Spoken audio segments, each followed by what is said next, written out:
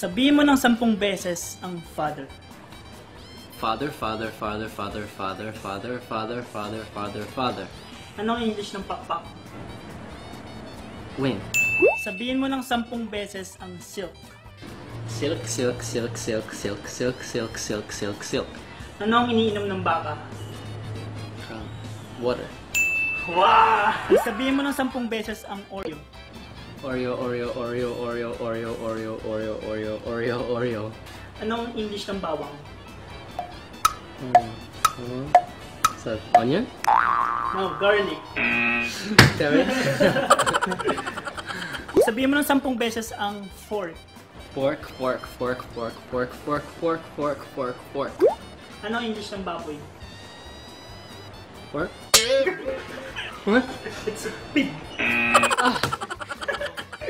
You got me! Sabihin mo ng 10 beses ang corn. Corn, corn, corn, corn, corn, corn, corn, corn, corn, corn. Sabihin mo 10 beses beef. Beef, beef, beef, beef, beef, beef, beef, beef, beef, beef. Sabihin mo ng 10 beses corn beef. Corn beef, corn beef, corn beef, corn beef, corn beef, corn beef, corn beef, corn beef, corn beef, corn beef. Anong English ng mais?